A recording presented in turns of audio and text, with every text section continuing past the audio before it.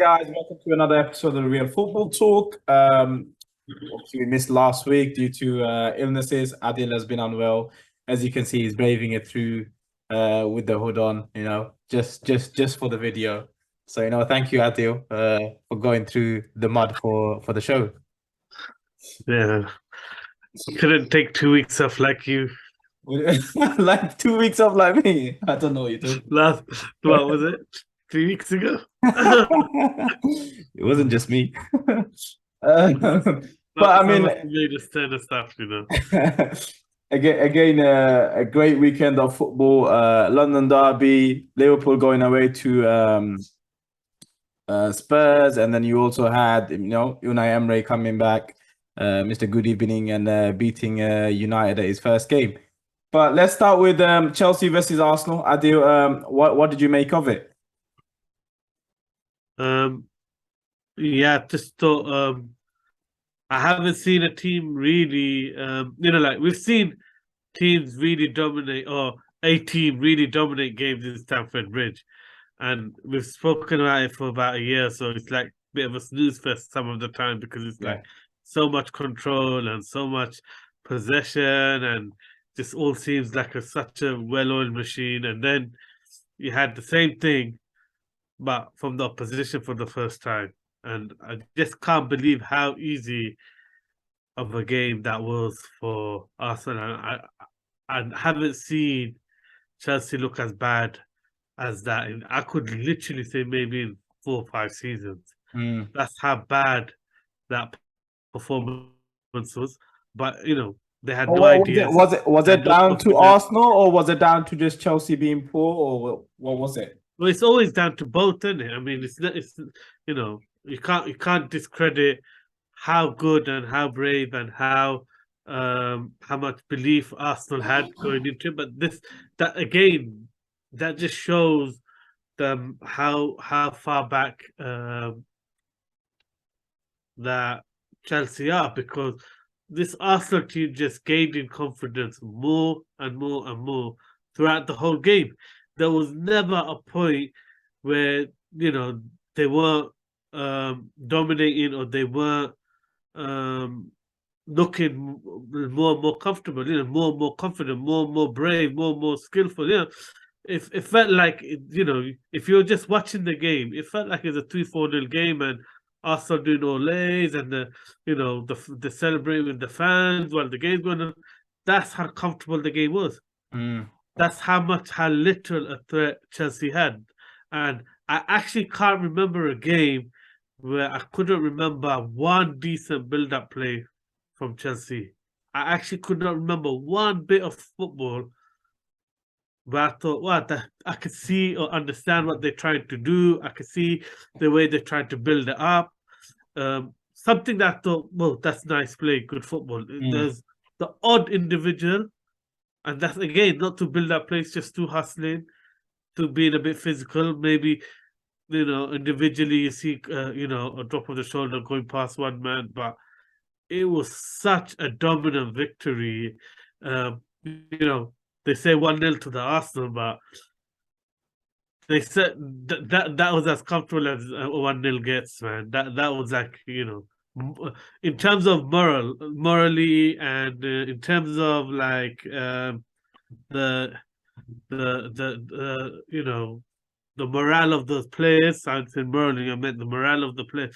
That was a 6-7-0 spanking, as far as I'm concerned. You could not get a bigger gulf between the two teams. So did Potter get it tactically wrong as well? Do you think that's what it was, or is it just the players didn't show up? This is the Potter way. I mean, he's been different. I mean, he says things in his post-match and pre-match. I like to listen to a lot of what managers say in between and before and after games, because you get a lot of indication from the way they're setting up their mindset, a lot of things like that. And it's been clear that the way Potter operates is very much focused on what the opposition give you. Very much about how to set your system up to expose the opposition. And so I just feel like, yeah, that's great for Europe being that tactical, where the tempo is a bit slow paced and you can create those opportunities where your setup is counteracting and the opposition. But you're at home. This is the Premier League. There comes a point where it has to be about you and nothing to do with the opposition. That there has to be an identity about the way you play, the way you believe, and you saw that in the whole game. Not at one point did you ever feel Arsenal were ever worried about anything Chelsea posed. Even when they were, and the thing is, Arsenal played it like it was a home game. They left 3 for 3 at the back. They left 2 for 2 at the back. They pushed everyone forward. They weren't afraid of the consequences of losing away from home to a team that really, when you look at the lineup, when you look at it's a home game, when you look at everything, Arsenal play Europe and things like that. Jesus not scoring in, 8 games, I think now. 8 games. yeah, I mean, there's so many things that indicated Chelsea are going to turn up, and I can't believe I've ever seen a Chelsea performance like that in like 4 or 5 years, where I actually felt like they were not a well-oiled machine and didn't have a clue what they're doing. I mean, under Sarri, very slick. Under Tuchel, very slick. Before that, Conte, they always felt like they knew what they're doing on the pitch. They weren't lost. This is the first time in years I actually felt like this is a Chelsea team that totally lost. No idea on how to play football, what they're trying to do. Long ball is just terrible. I couldn't think of one player that stood out. The funny one was they were trying to play long ball up to Sterling, I think it was, against Saliba, and I was just like, how do you even think he's going to bring that down? Yeah, I just think you could tell the whole setup was all about what the opposition give you, and I just don't think that's the right approach for, you're a top team. It needs to be about you. You're at home. You have to back yourself. So definitely, one of the worst performances I've seen from a team at home in a London derby.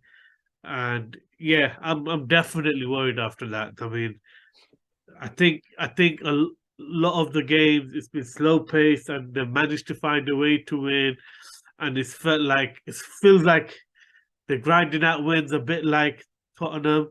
But at least when Tottenham go for it, there's a bit of momentum. There's a bit of with Chelsea, it feels like they get the goal and they get the win, but it's not really convincing.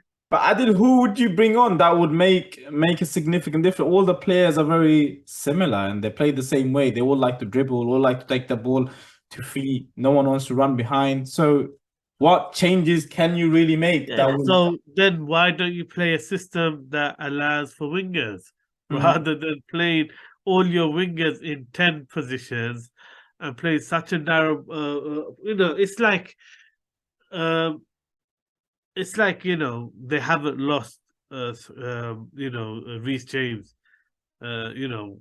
There's a massive difference between Reece James and Azpilicueta. Yeah. And then on top of that, you're playing Cucurella. Half the time you played him as a defender. He was afraid to go forward. In the whole game, he was playing like a centre-back. Yeah. So, where you looking to get the width, where you looking to build up your play. Yeah, because now the middle, he kept everyone narrow. Yeah.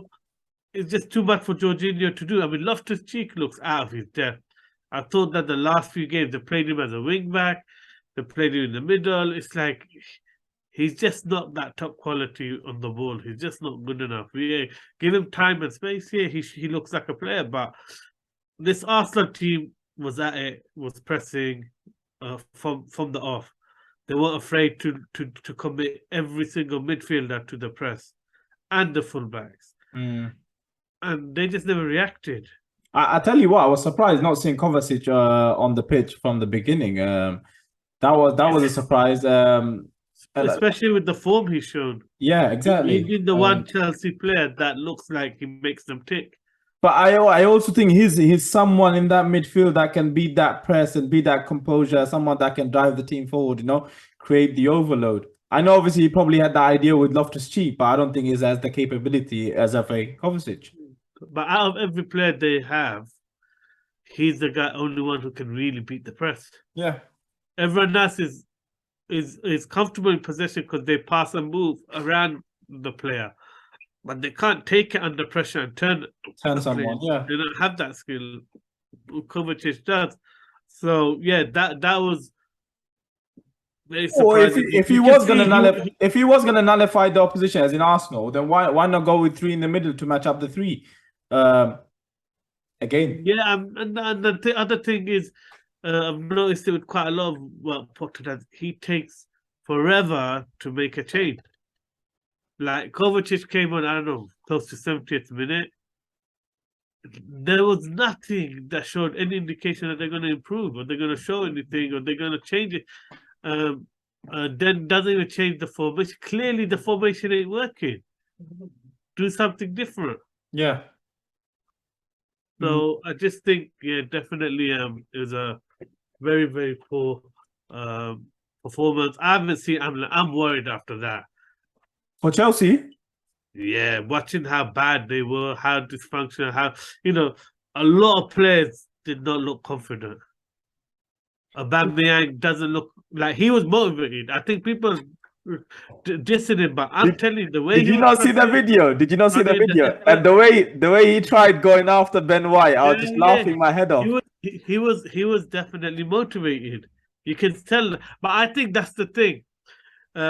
They clearly decided they're gonna shield, and then as soon as the ball goes to Ben White, that's the trigger for either Aubameyang or Mount to go press and go in hard on him. Yeah, and you have to credit Ben White. He looked calm in possession and he won that battle. But again, it was like I had like, what team has that many players playing central midfield and yet Thomas Partey is free the whole game? The whole game. It's like, he won pretty much all those second balls, Adi. He won every single second ball. No, but the point is this, isn't it? You got like 5-6 players in the middle, all around Thomas Partey. Thomas Partey's free the whole time. You got guys ready to press everyone else, but the actual midfielder. Guess where the ball goes most of the time? Through the middle of the pitch. It was just weird. Like, I was like, what kind of new scheme has Potter created? Listen, remember, he does the box system, innit? He does the box system. They can't come in. If they come in, obviously the box breaks. I don't know what that was. All I know is that was definitely out of Hogwarts, the magic he showed. Have loads of guys in the midfield, but never actually pick the one player that plays in central midfield. It was ridiculous how much Thomas Partey was able to control that game. It was ridiculous. Are you at all concerned with? I mean, a lot of people talking about Jesus not scoring and stuff. Me personally, I'm not concerned because he's getting the opportunity. It's just about getting a goal, and he's also influencing the games every single game. Are you concerned with his not scoring? I'm not concerned in the sense that he will score and he will get his confidence back, but he definitely isn't a striker that's confident. That's been like 3 games in a row where he's not even pulled the trigger when he's been clean through. Yeah, guilt edge. And so that's the thing that worries me, is the fact that he doesn't even have the confidence to pull the trigger right now.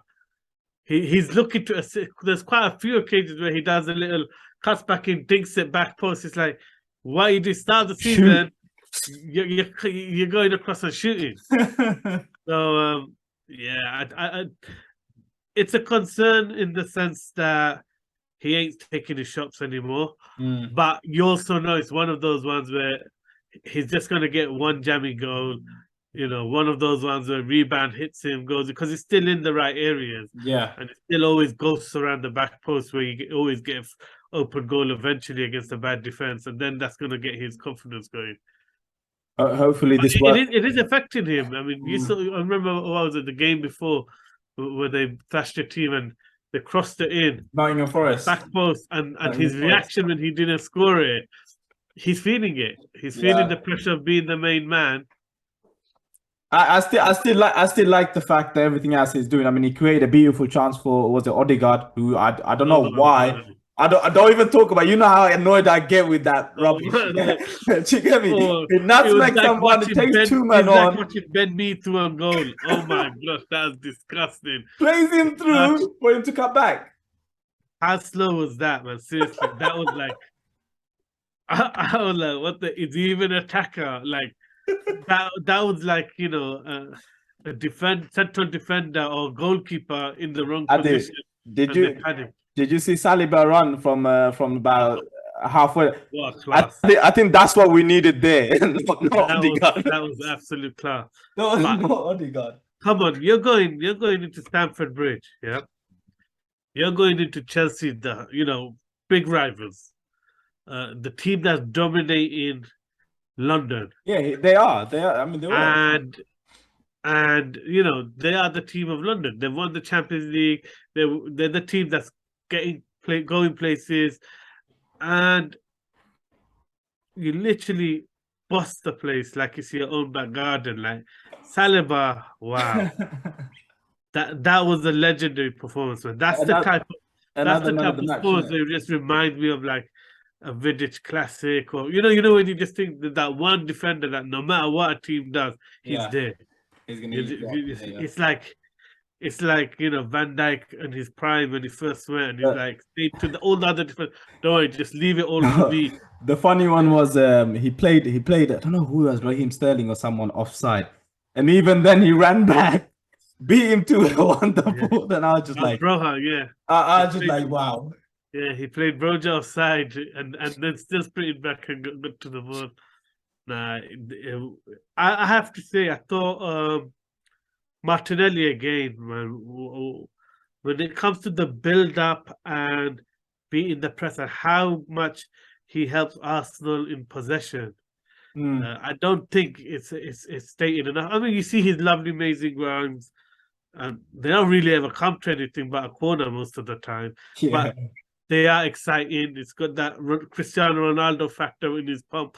But the bit I think that is the most valuable to the team is how much he takes the ball under pressure, throws in two or three guys, and I kid you not, without Martinelli, I don't think Odegaard would look half as good as he is, because it's Martinelli that is attracting all the attention. It's Jesus that is What? attracting all and And then that's it what creates the giving space on the them opposite peace. side. Yeah. Mm. And when you watch the game, you realize that Martinelli actually might be the most influential player in this team more than even Gabriel. Gabriel is more for his intensity, for his fight, for his mindset. But in terms of build-up play, I do genuinely think now Martinelli is more important. And that I'd like to see what would happen when Martinelli ain't there. I mean, I think they would struggle to dominate the game. Well, I do. Martinelli. I mean, obviously, today Martinelli and Jesus been picked for the Brazil squad. So Yeah. Martinelli, and that's against some great wingers, because Brazil just full of them, Yeah, right? I think no Coutinho, is it? No Coutinho, no No Firmino, Firmino, yeah. no. A lot of great players they have in Brazil in those attacking positions, but Exactly. But I think even it's just richly to be deserved. there for that experience. No, I think it's richly deserved too. I think he is the informed player. I mean, he's a standout player currently of a team at the top of the Premier League. He's not. He's not. He's not a bit part. He's one of the main players of the team, and that's why we're discussing how important he is. So I definitely, it's frightening, that attack. I mean, that when you think about that Brazilian squad, you got so I much counted. They've flair, got and about then down the core, seven or eight wingers. yeah. But you Like, look at the core, you look at all the flair players, the Neymars, you got the Martinelli, the Carlison, everywhere you look, flair, and then you got the Casemiros, you got the Jimenez, you got core of Fabinho, you got core of the core is all rough and solid, and then everywhere else, it's mad. little playmakers, flair players. Oh, It is mad. That Brazil squad is mad. At the top, like the from like midfield onwards, it's just crazy. Bruno Guimaraes, Casemiro, Fabinho, you got Anthony. Man, the list just goes on. Yeah, come on. I mean, when you think about it, just they have Alisson and Ederson. Yeah, in They, goal. they got the strongest, two Two keepers. goalkeepers in the world. Yeah, pretty much, and it's a crazy squad. But yeah, I'm definitely looking forward to watching them this season. Especially, I like the makeup of the team. I like the fact that nearly every player, other than two or three, are European based. It just tells you that they're ready to take on the challenge of the European teams. Definitely, they got a squad for it. So Yeah. let's move on, Adil. To the other North London side, Tottenham Hotspur versus Liverpool. I mean, what did you make of that? Same old Spurs. First half going to sleep and then waking up in the second half. I mean, that's what a lot of their fans been complaining about. Yeah, I just think. I mean, no one's really speaking about it, but I've wanted to say for a few weeks this new system that Liverpool are playing is completely the system of Ralph Rangnick. It's the 4-2-2-2. 4-2-2-2, yeah. And hence why it's exciting times, because you're never going to control a game, and you're going to give loads of chances, but you're also going to create a lot of chances, because the whole system around the 4-2-2-2 is based around beating the press. And yeah, it's definitely working. I mean, Liverpool is creating chances, looking exciting, certainly in that first half. But when the team first really half, they were awesome. I thought they were really good. I thought Nunes was electric. I mean, those runs in behind down the side of the back three was stretching them. Some of the first time volleys. They couldn't live with him.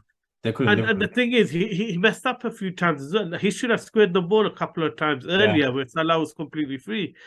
He eventually realized, some of us had a word in his ear, probably Milner, someone from the bench must have given him a word, but he realized, squared the ball, and the finish from, even from the first one, the finish from Salah. Do you know, like, I think the finish, the touch, everything was sick. But do you know what? Do you know what was surprising is the fact that ball came in, I did for Robertson, yeah? Spurs played three at the back. There's three defenders, right? Then you got the two wing backs. And there's two Liverpool players in there, and they haven't picked up anybody. So what are they doing? What are they doing?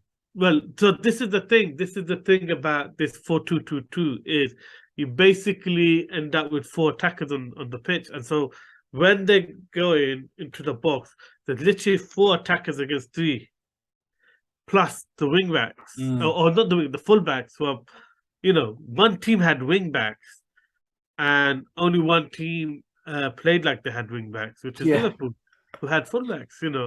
So I mean, that's the 4-2-2-2. It's a gun-ho approach. I was just surprised, is like having three centre backs in there and not getting my problem is they're not getting close to the striker. None of them are getting close to any of the strikers. That's my problem. I'm like, if you're defending, surely one of them. I think the problem lies before that, though, for the three centre backs, is because you got to understand that the whole time the problem was more the wing backs weren't tucking in. So I do feel that was more the problem, that they were relying they were so much trying to protect the central midfielders that they gave the license to the wing backs to press high up the pitch. So effectively, it was very much a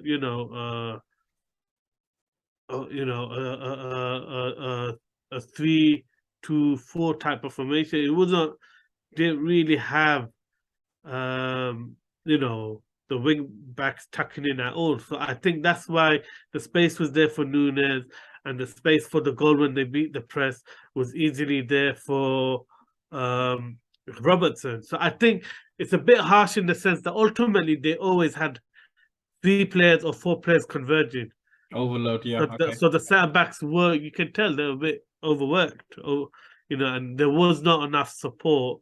Do you think they were confused whether to pick up the two number 10s, you could call it, or do they pick up the left back or right back? Because obviously Trent and Robertson push up so much. So do you think that's what happened, that Emerson Royal and I think Sessegnon, they got confused in terms of which one to do, and that's what caused the issue? No. I think what the two tens, Firmino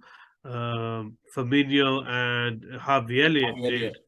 was that pinned down Bentenko and Højbjerg. That pinned Okay. them down Okay. from effectively pressing on Thiago and Fabinho. So then what's happened is you got Harry Kane to press the centre back. You got the opposition wing back going to press the fullbacks, but you haven't got enough numbers now in the midfield to pick up Thiago or Fabinho. So what happens? There's an easy out, and then Højbjerg was gambling, and then suddenly you got Elliott. So really, Liverpool made their system work. Ultimately, the setup of Tottenham was too aggressive because they just never allowed enough numbers, and effectively there wasn't enough people in the right areas to affect the press. Because ultimately you can't you're 4 players down because you've got 4 players pressing high up the pitch already, but there's an easy out ball all the time to the 2 central midfielders because you're not committed any other player to go Enough players up, yeah. So I felt like it was very easy, and that's why they were able to have time to ping those ball down the sides or get the ball into Harvey Elliott and Firmino very easily, and then they take out one. So and then obviously I was gonna say, what do you make of Eric Dyer's diabolical header? I mean, But listen, Salah still had a lot to do, and the way he takes it and finishes it. Salah's finishing, we already know it's like an assassin. He's cool, collected. His finishing is amazing when he gets it onto that left foot. But how on earth is this guy going to the World Cup? England's number one centre back, as Harry Maguire has dropped. And that's why I'm not surprised they've got relegated from the Nations League. Because at the end of the day, you can talk about their character and their leadership, but who gives a crap if we have Maguire, Dyer, and Cody as your centre backs going into a World Cup? You're not going anywhere with that back line. Oh, I think we will do a video on this on our England selection. It'll be very interesting. So do keep an eye out, guys. I'm waiting for that one. I can tell you one thing, hands down: the squad won't have both Dyer and Maguire in the same. You talk about 2 twins, bruv. In terms of second half, Adil, obviously Tottenham came back to it again. Great finish from Harry Kane and Kulusevski straight away coming on, making an impact. What was the difference? The difference was they committed to pressing them down the middle, so the build-up couldn't happen. And so basically the first half was all about exposing Trent for them. And they were really trying to expose Trent. And so then almost gave away a penalty. Yeah, so Cesaro was right up against him the whole half. But then whenever there wasn't an issue around, allowed to get second half, what happened was they started from the base of the ball comes into the midfield of the Liverpool, and then they press from there. So, it's just the timing of the press, your starting position, and that allowed them to win the ball back a lot quicker, allowed them to play to their strengths a lot more. So, and then obviously I felt they were able to use the extra players in the midfield now, because ultimately,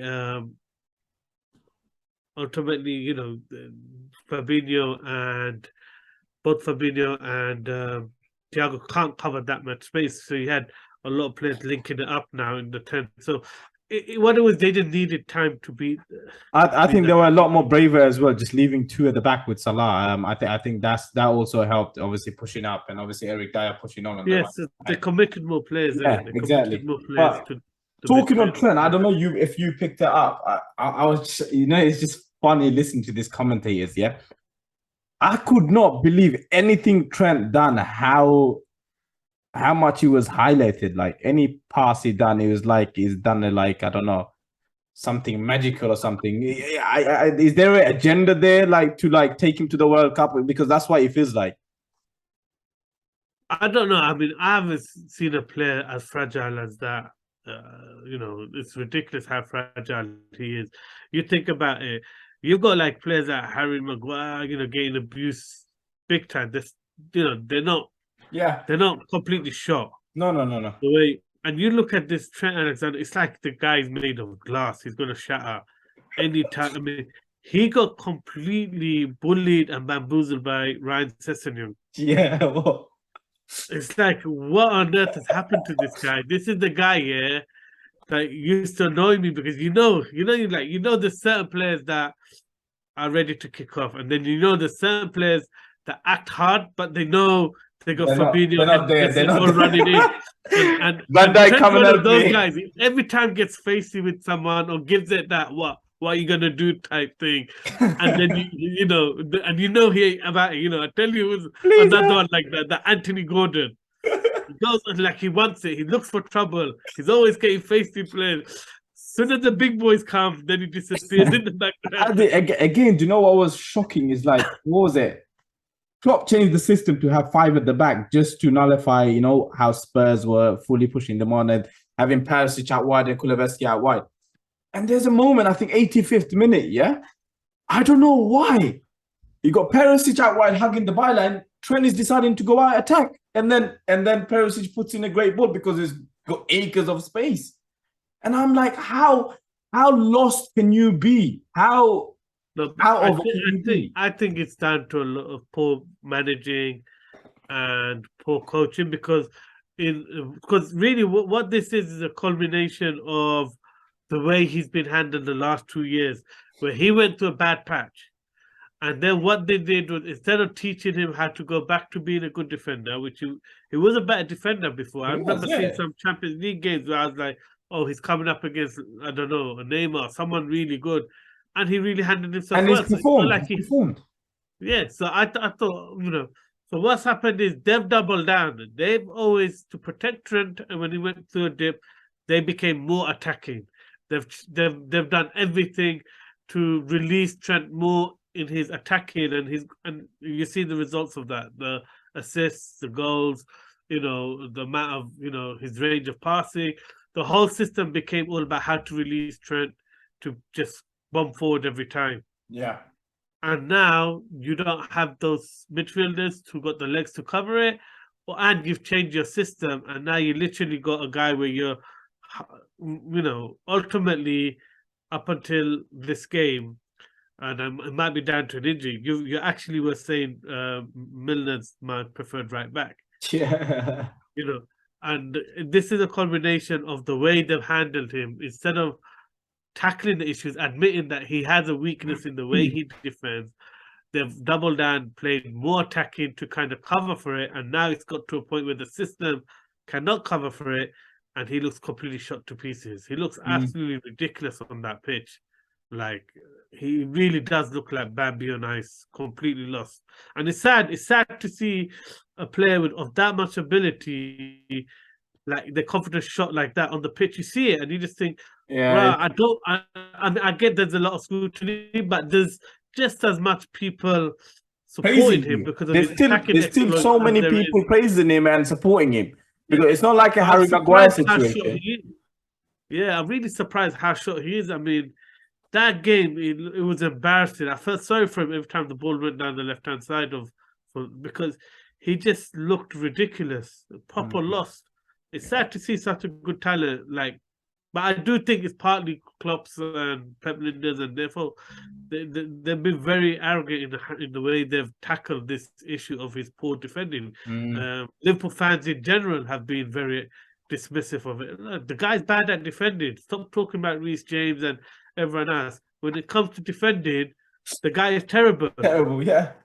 Do you get it? You just admit it for what it is. Don't delude the player. Let him work on it because he's a great talent, and he was better at defending. I'm sure if he just goes back to basic, Adil, that will all come back. It's not like there isn't a player there. Yeah, I mean, that's the thing.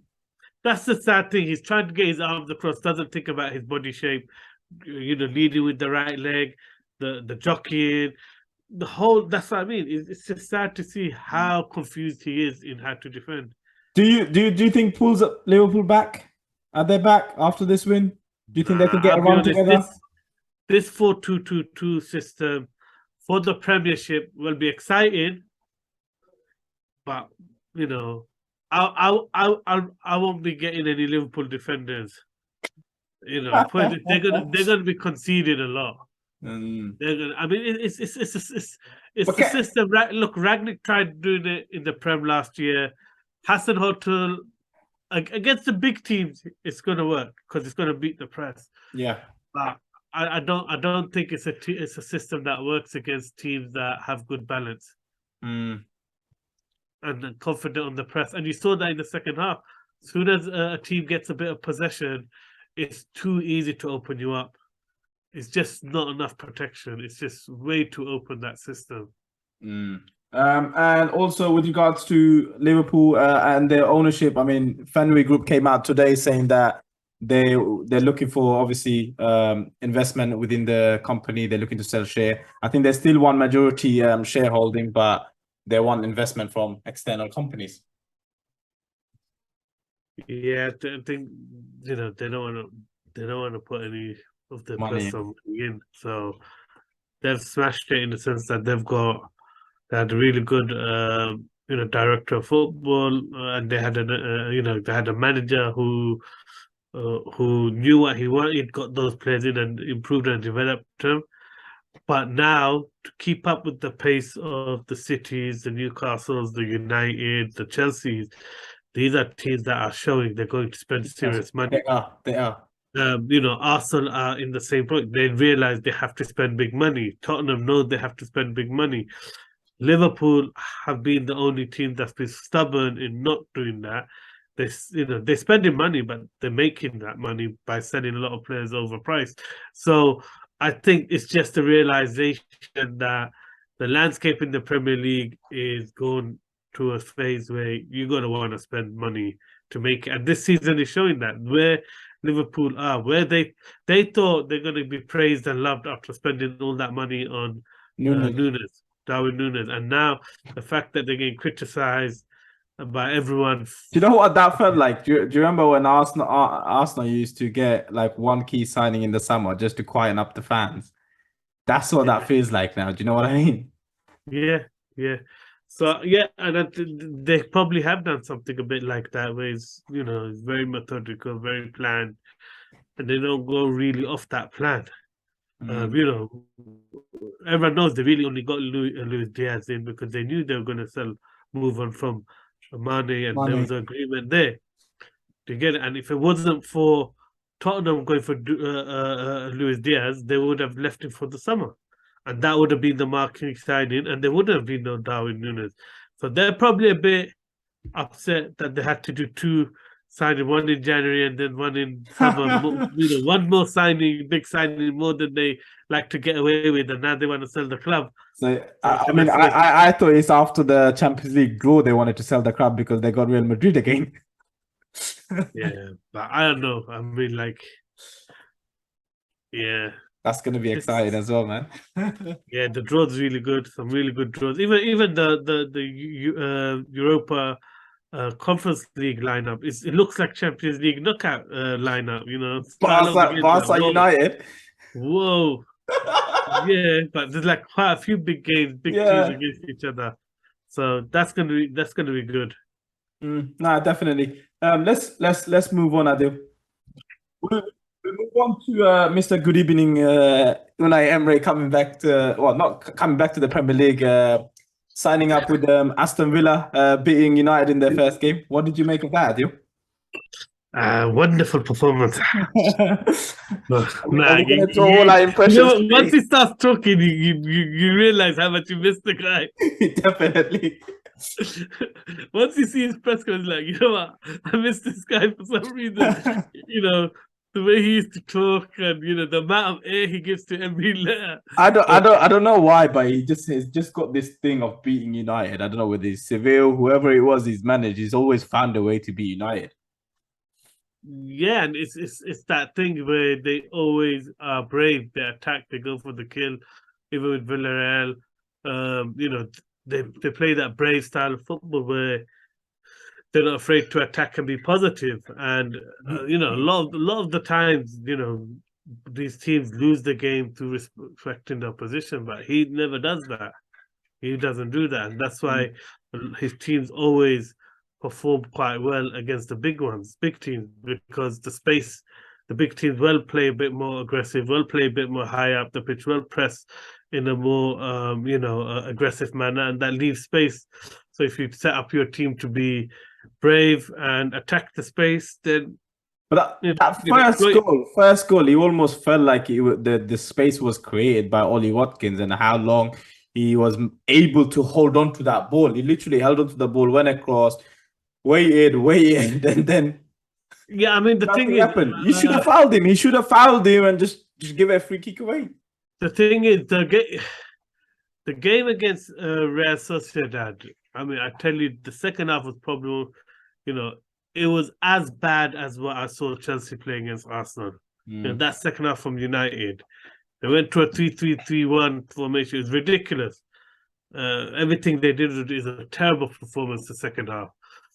And the players looked so tired even in the first half.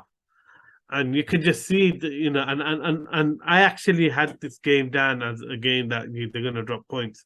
I was hoping they're going to, simply because watching the performance against Red Sociedad and how tired the play. So I was actually amazed that he kept so much of the same lineup. And again, you know, he's got this tendency of being quite stubborn, you know, in the way he does things. You know, he's a bit slow with his substitutions as well. It really takes long before he goes into his plan B. But he was super stubborn against Real Sociedad. You know, the whole way he stuck to this 3-3-1 formation in the second half that literally did nothing but make the other team completely dominant. And he would not change it. You know, brought 5 players on, and he just would not. He still chose to play everyone out of position. He still chose to play Rashford in the 10, when it was clearly obvious. Look at the first goal. Look at the way, you know, Real Sociedad set up. I know we're not really talking about that game, but so I could tell from that. And he kind of just went down the same mode against, picked the same players. They're very tired. You can see it. You know, Martinez looks shot and like tired. He still was United's best player, in my opinion, anyway. And, you know, and the old flaws basically came back, where the wingers aren't part of the team off the ball. You know, Cristiano, Rashford, and Garnacho did not tuck in at any point. They done reactive pressing. They never tracked back. You had, you know, Casemiro. One of the issues with Casemiro is he very much stays on that right hand side. It's like he's like another Henderson protecting Dalot. He's always on that side. But what happens is, because Eriksen is pushing on like a 10 a lot of the time, when you lose possession, there's too much gap. The middle of the pitch and the left hand side of the pitch where Eriksen is tracking backward is always free. Now, when you watch any of the good teams play, they play in partnership. You know, when Partey's out, you know, Xhaka's coming into the central to cover for him. We saw the same thing with Thiago and Fabinho. Right now, when Eriksen is out of position, Casemiro does not recognize and sweep up. They both stay wide on each side of the pitch, so always the central side of the pitch is free. And it's a weakness that United have. Picked up on it previously, but this was a game that got really exposed. So yeah, I mean, you know, I didn't think Aston Villa were that great in the way they played, but they were positive and they, you know, they took the chances. You know, I felt the first 2 goals were De Gea's fault. I mean, tell me, what was De Gea expecting when Leon Bailey took that shot? He sat on his bum. He didn't even move left or right. He didn't even dive. He tried saving with his leg, He tried saving with his leg as usual. That's the problem. He tried saving with his leg. Yeah, he barely got his leg out though. That's the thing. It was such an easy read that he's going across goal. I don't think De Gea, you know, and he's another. He looked tired. didn't look on it. And yeah, definitely is a game where you just put it in the bag, move on to the next one, ignore it, because you can tell there's a lot of fatigue in that squad. Well, what did you make of the press conference afterwards from Ten Hag, like calling the decision to cross the ball in stupid, and it was a bit outraged. It seemed like. Yeah, because basically what happened was, and that was the thing, was you couldn't get a game where it was so easy to get the ball to Garnacho and attack. The whole time they left that free, easy, just to ping the ball straight to the winger, and the winger is attacking. I forgot the right back. Cash, that's it, Cash. Now the thing was, no one was tracking the left back. The whole game, no one's tracking the left back. But for some reason, they don't understand the concept of overlap. 2v1 player. For some reason, Luke Shaw just decided to stand behind Garnacho and ask for pass back, and then it goes back into midfield or across. It's like, crying out loud, do the overlap. It's 2v1. You're going to have a sweaty every single time, 100%, because you got the players from the opposition not even coming back. And yeah, that's why he took Luke Shaw off. But Malacia just looked off the pace, and they still were passing the ball when he did the overlap. I think only once they did. He done it about 3-4 times, and they never passed it to him. So at the moment, the problem is the fullbacks want to be the playmakers. They want to stand behind and want to pick up the ball off the wingers and play these eye of the needle balls or crosses into the box. They don't want to go out on the outside and cross the ball in. So I do, or really use the fact that the opposition wingers aren't coming back and tracking you. So yeah, I thought it is unnecessary loss, really. Yeah. I mean, what do you make of Unai Emery overall? I mean, coming to Aston Villa itself, it's a big coup for Aston Villa to get someone with such a European pedigree. Can he be the guy that pushes them into maybe those UEFA Conference League places, or even challenging for Europa League? It just shows the ambition Aston Villa have. They've shown it when they went for Gerrard in the first place. They've shown that they want someone who's gonna, take them the next step. They've shown their ambition with the signings they've got. They've gone for a higher caliber, more ready-made level of players that command big, wages, as well as transfer fees. Coutinho is on big wages. Diego Carlos has been injured, so unfortunately, isn't it? Yeah, which is awful. But still, the fact that they're going for Champions League players and players that other Champions League teams would want, but they've gone to Aston Villa because they're paying them big wages. Kamara, free agent, loads of players were after the France international, and they beat teams to it because they're offering a lot of money. So you can tell the ambition of the club is really to make it to be like the Newcastle, the team coming in, and they're willing to go gun ho and really commit to it. And this signing has proven that of getting Emery in, because Emery would not have gone unless he knew the type of money that they're willing to spend and back him with. So I think it's just another sign where it's not going to be top 7. Emery will get them competitive. It'll be a top 8 battle. It's just Premiership is getting really ridiculously strong. Intense, isn't it? Intense. But it does have a point to prove, isn't it? In the Premier League, I think he mentioned there as well. He wants to show why he's about, so it'll be good. I think his record is actually unfairly criticized. Yeah, because I've never seen one of the stats, and his win percentage and things. A lot of his stats for Arsenal for the first few years was excellent. It's just he took us to the Europa League final, obviously. Yeah, but the thing is, the only real blip was that ending. Was the way that season started. Aside of that, I mean, come on, his record is very impressive in terms of win ratios. So I think, he did a lot of good things, and then that was at a time when he wasn't in control of the club. The club was going down. It was so badly managed in the background, and he still made a good fist of it, considering look at the characters they were signing, look at the players they were getting. Again, like you said, the idea of getting one marquee signing, just to please the fans. No, I mean, it wasn't even his signing. So he everyone's talking about Pepe. He wasn't even wanted. So Unai Emery wanted Wilfried Zaha, but the board went for Pepe. They overruled him. Yes, and that's why I think his record and his reputation wasn't that bad. Yeah, it ended bad, but that was a toxic squad that they put together. It was. Yeah. A lot of players, that Mislintat, whoever, I think he was in charge. Yeah, 7. Terrible signings. Yeah. Terrible signings.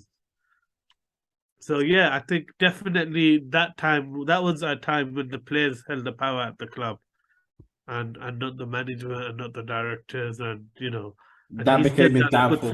Yeah. And he still done a good job. I don't think he was terrible. I think he was quite good. Just near the ending, yeah, it was obvious that the stats squad was, too hard to manage and to get much out of. And you had the whole politics of the odds. So I just think he got too much for him. But yeah, he'll do well. He's a good manager. He always punches above the weight of the club where they should be. I don't know why, Adil, but it just seems like a good fit to me. That's what it feels like.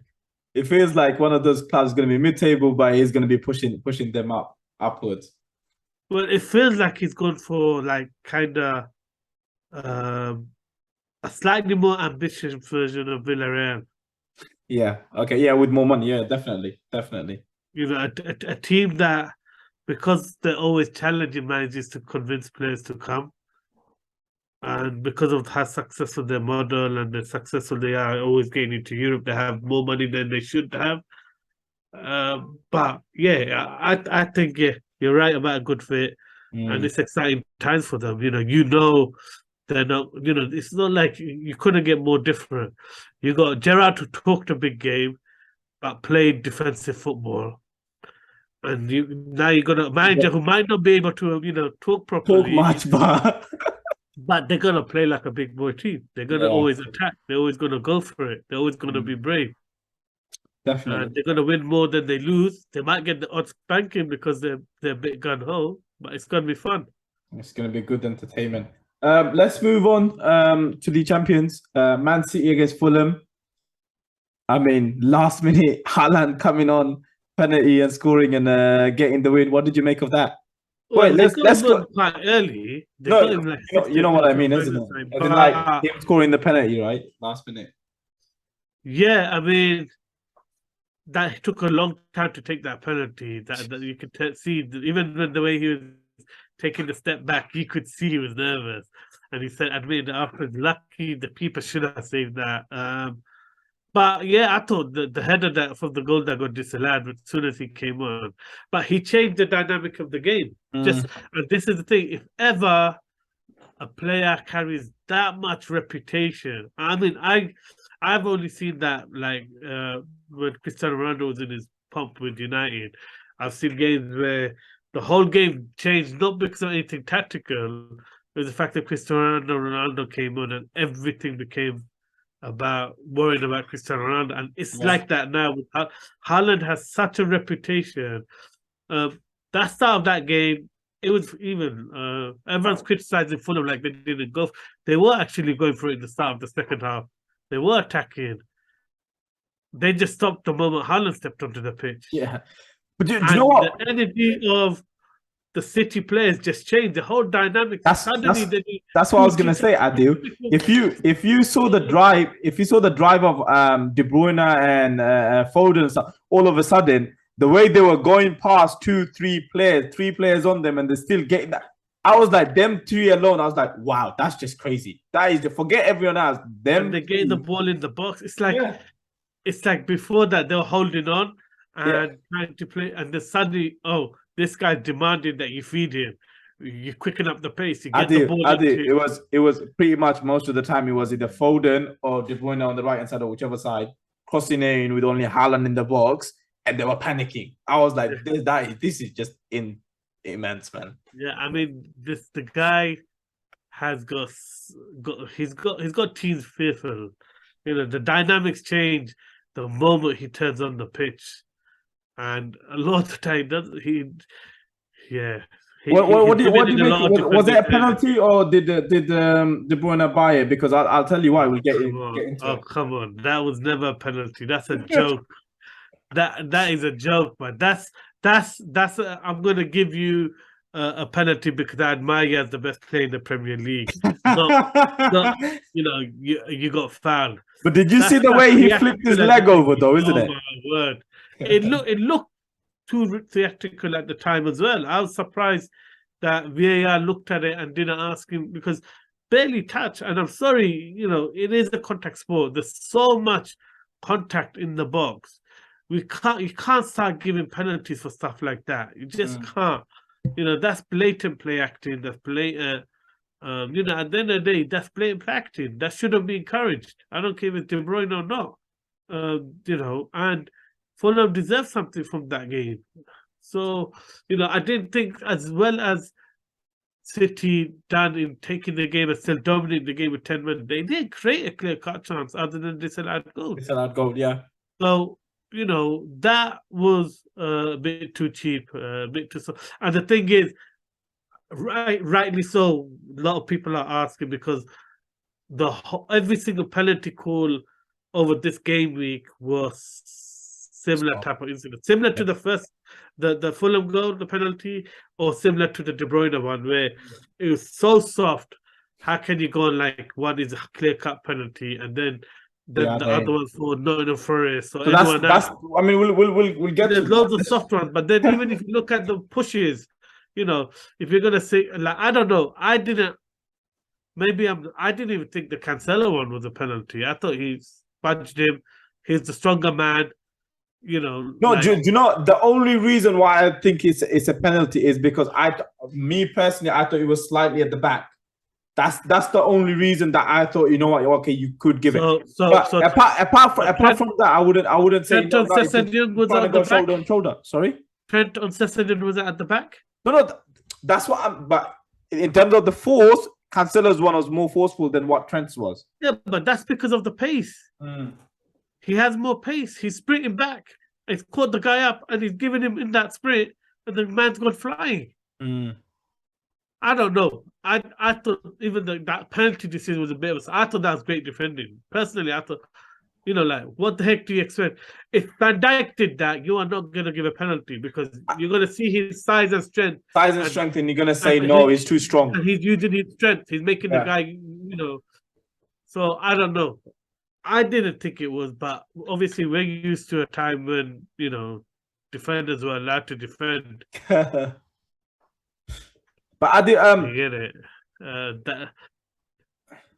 The main thing is it's inconsistent because you're giving De Bruyne, but then you're not giving other soft ones. If you're good, then fine, give all the other soft ones.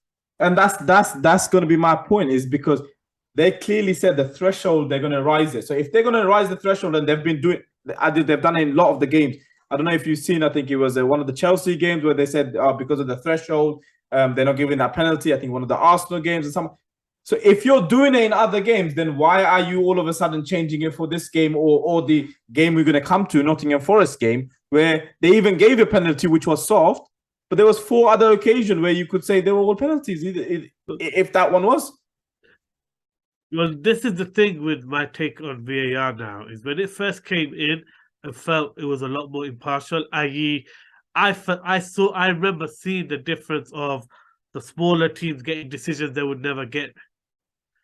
And now it feels like VAR is just, like you said, they're applying the rules differently when it comes to a big club getting a decision and a smaller club getting a decision. Because the same incidents for smaller clubs, same decisions aren't coming.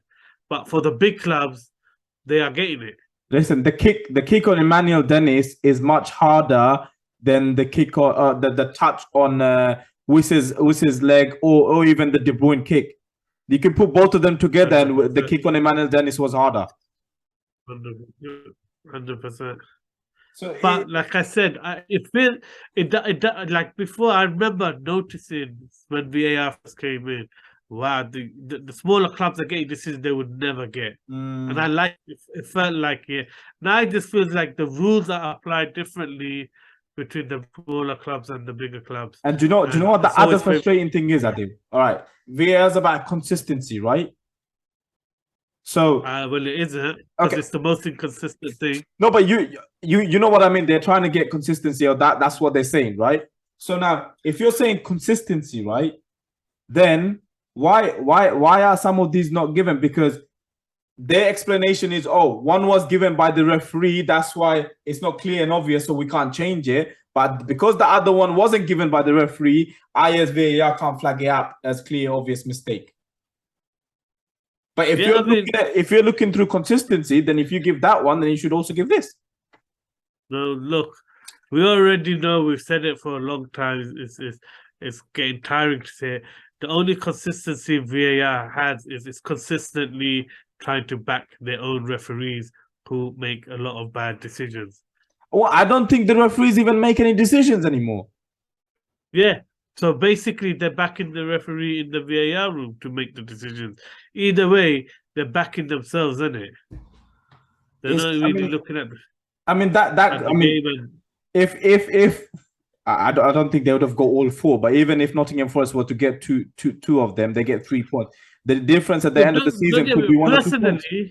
If we go personally, I don't, just like the De Bruyne one was a penalty. I didn't think a lot of them were penalties. I did. None of them were penalty. I'm only saying every single one the player was looking for it. I'm only saying it on the basis of the other penalties that were given. Yeah, but that's the Man City De Bruyne, a team dominating effect that basically the referee felt like they deserved the win because they're dominating the game, and he decided to give him a soft penalty. Let's be honest. Players like De Bruyne, Harry Kane, they're known for the way they work the referees. They work it better than any other players in the Premiership. Them two players get away with murder. Get away with murder. Yeah, but half the time when you watch them, they're following the referee most of the game. Off the ball, when the ball goes past them and they've stopped their initial press, they're literally in the ears of the referee half the time. Can we actually get someone to check how many t-shirts they get from De Bruyne and Harry Kane, please? Yeah. For their family members. Now, I'm just saying, look, some players are good at working refs than others, isn't it? Yeah. They get more decisions because of that. Obviously, privileges of being the England captain, so it gets you more. But yeah, the England captain and the best player in the Premier League. Oh, I don't know about that. Debatable. Debatable. What, De Bruyne ain't the best player in the Premier League? I thought you were talking about Harry Kane. Sorry. Yeah, but De Bruyne gets decision because he's the best player in the Premier League. In terms of Nottingham Forest, Brentford, what did you make of that? Yeah, I thought it's a game where again,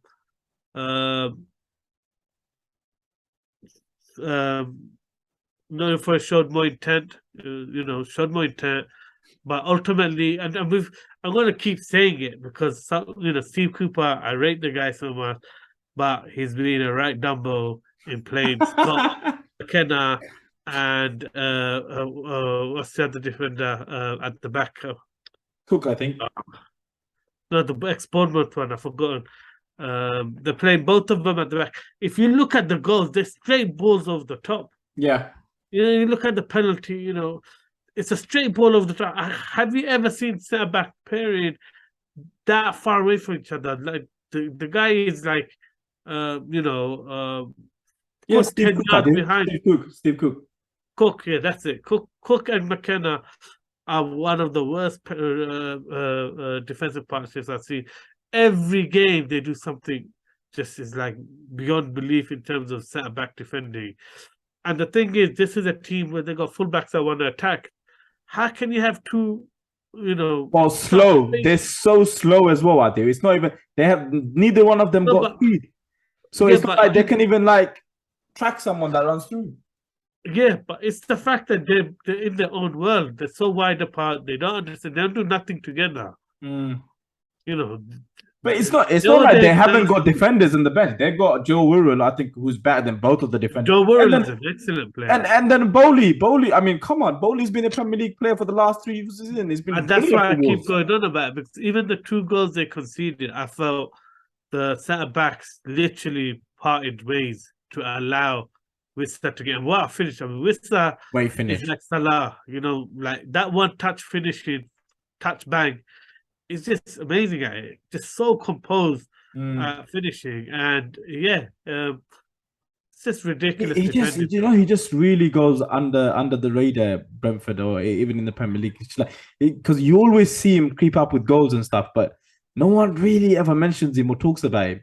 Because but he always scores great goals. Yeah, because Tony always starts ahead of him. So no, at home. So at home they play all 3 of them. They play Wissa, Tony, and then also this season. But last season, even after he scores, he's back on the bench. That was last season. Definitely. Oh, so, yeah, I think definitely.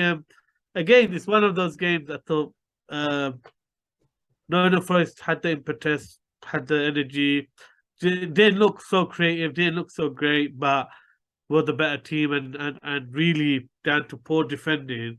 You know, Brentford had got 2 goals. The penalty, I mean, that's one of the worst decisions I've seen this season. So, oh man, that decision is like beyond a joke. If you're telling me that touch from Henderson is a foul. Oh, I mean, every single corner you have a keeper pushing well, I mean, every single corner there's people grabbing and pushing. So yeah, I mean, now you're gonna give stuff like that as a person. And the worst thing about that is they watch the VAR monitor and still stuck to the recommendation of the VAR. It's like, come on, referee, don't you have no cojones? No, you know, like you can't back you didn't give a penalty, stick to it. It's ridiculous. Forget about it. Let's move on to Southampton versus Newcastle. I mean, again, Newcastle, man. Well, I mean, I think they were helped to the poor Southampton side who literally felt like they've given up. But what did you make of the game, Adil? Yeah, once you know, Almiron danced through the team. Listen, I can't believe how silly they were, man. The defending. No, but at the end of the day, 3 of them just dived in. But at the end of the day, a lot of that is down to the shimmying and the dancing of Almiron with that smile. At pace, he's making people slide. Adil, when Niles dived in, Almiron didn't even touch the ball. He just slid past the ball. Yeah, I think it's Salisu. Yeah, he literally. Yeah, that's all the dancing and the jokes. So but come on, is there a better story than Almiron and his goal? I think we should do a campaign here just for the smile, the smile and how nice character he is. No. You're gonna hear this and you're gonna see that he gets PFA Players Player of the Year. It tops it, Adi. It tops it. So the video that Man City done at the end of the celebration when Jack Grealish called out Almiron, it was involving Riyad Mahrez and Bernardo Silva and Jack Grealish, right? All together have played, I think, about 35 games and like 3,000 minutes or whatever. All together have scored 6 goals. Almiron has played 14 games. He's got 8 goals. I think this is start campaign. Silence says it. Start campaign for the Player of the Year. Halfway season player of the season. Yeah. Oh yeah. The first block. There's an extra block this year because of the World Cup. The pre-World Cup Player of the Year has to be Almiron. And you just love that smile, man. But you know what? He's always had that. He's been working hard, really hard, but he's just added that clinical edge now, and he's getting what he deserves for his hard work. But in terms of Newcastle, I mean, they carry on going, rampaging through. Yeah, I mean, they played some really slick football, really good football. They know what they're doing. There's a clarity to their build-up play. They're getting different players into the attack. I mean, the Willock's goal, I just love the build and the ball from Trippier. Oh, what a ball that was, you know. And yeah, they played some really good football, progressive football. And the goals are really good.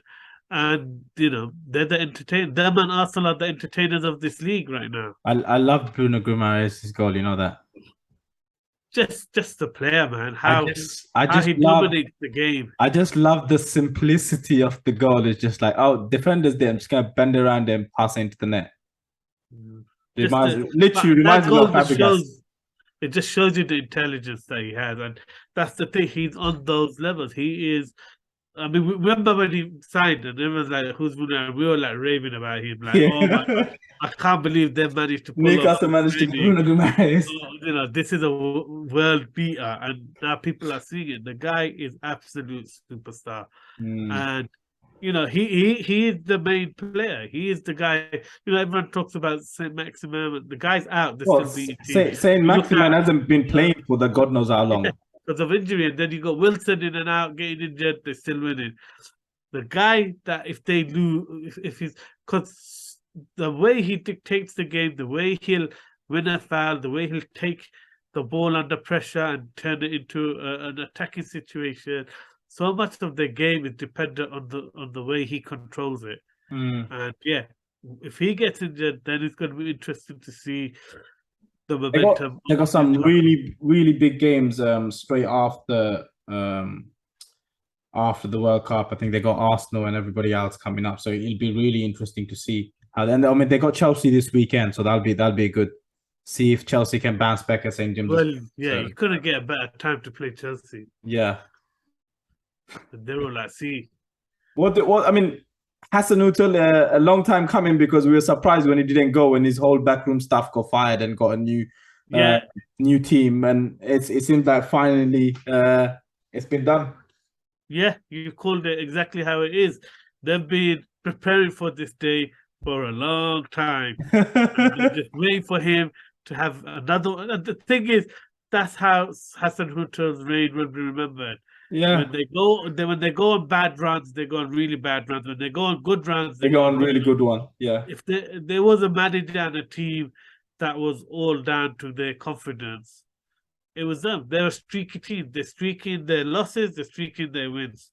But I did. They signed 9 players, which all of them are really young. So what did they really expect him to do? Like pull up trees? I think they are underperforming though. At the end of the day, some of those players they signed are quality players, and I just think they haven't got anyone up front to finish anything off. I think that's the biggest problem, because even in this game they had chances, just like there's no one clinical up there, and that's been their biggest problem every season. If you look last year, Broya kind of gave them few moments. But again, it's that thing of look, it's the 4-2-2-2 system. Again, I know sometimes they went to a wing-back system, but the philosophy is always that counter pressing style, and I just think it's too gun ho. It's when you play against the teams that try and pass, having those players front foot pressing, you're gonna compete, and that's the thing. Southampton, to a point, always compete against the better teams until they concede the goal, and then suddenly it comes down to the character. And so I just think Hasenhuttl, he keeps talking about the development, the project, the this and that, and eventually you get sick and tired of it because they're not selling players non-stop. He's developed himself out of the club, so, and they're linked to it. Oh, this is quite difficult to say. Our very own Luton's Nathan Jones. Surprisingly, though, it is surprising. Not saying Nathan Jones isn't a top manager. No. Considering Sean Dice and stuff is still out there, I'm surprised they straight away going for Nathan Jones. So they clearly see something there.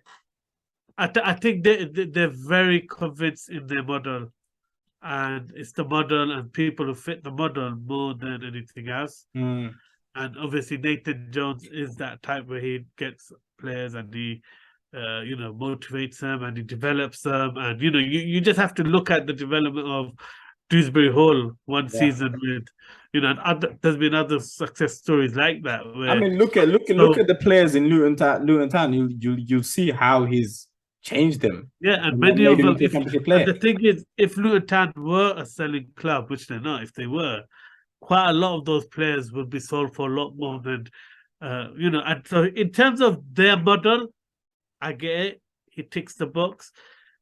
But for me, it is still a risk. Definitely. At the end of the day, he did struggle at Stoke, handling, bigger egos, bigger players. In the Premiership, as soon as the player is on the Premiership, playing for Premiership team, they just carry that ego with them. They just straight away think, So let's see. In a way for him, it'd be good because he's done an amazing job for. Listen, and I like the way Luton are handling it. I like the way they're letting him speak to the club, and they've been very respectful. Both clubs are, very good. It's obviously good for Southampton and obviously good for Nathan Jones, but I do not want to see him leave, though, innit, from being a Luton side. I trust the board, even when they went for Graham Jones. I know it didn't work out, but his pedigree as a coach with Belgium was amazing. So they're gonna go for someone good. Like they're gonna do what QP have done with Michael Beale. A guy who everyone knows is a top manager. As an assistant or with the under-23s or something. They're gonna, and I'm kind of excited to see who have they lined up as the next Nathan Jones that they really think is on that. Because the way they're going about it, they clearly got names that they have. So part of me is interested in that. Part of me is sad to see him go because I really wanted him to take Luton back to the Premier League. I know it might be a long run, but that's what I wanted to see. Look, at the end of the day, we are seeing. I do agree with. I can't remember which manager said it, but it seems that we are starting to see a new trend of Premiership clubs trusting Championship managers. Steve Cooper said it. The fact that Potter got given the chance for Chelsea. I mean, when does that happen? When does the Big Six? That in itself is a huge statement, isn't it? Throughout the whole league. Definitely. And now you see things like, Nathan Jones being given a chance. You've got Steve Cooper, signed in an contract extension when they're, struggling post-start to the season. I just think, it seems like there is a new trend to go with young, up-and-coming British managers, which is good to see because you actually want to consign the old guard of Allardyce, and you get sick and tired of seeing those names pop up every year, Alan Pardew or Mark Hughes, and you just think these guys have been over the hill for a long time, and you look, forget that merry-go-round of those. Bring back Big Sam for the Prime Minister. Forget Rishi Sunak. Big Sam for PM. Yeah. So that's it. I would definitely say it's good to see the trust. Quick mention: Lopetegui at Wolves. What do you make of that? Yeah, that seems like a bit of a coup too. Yeah. I mean, Lopetegui, he's a manager who I don't rate as highly as he's rated. I know he's great at developing players. I know they play attractive possession-based football.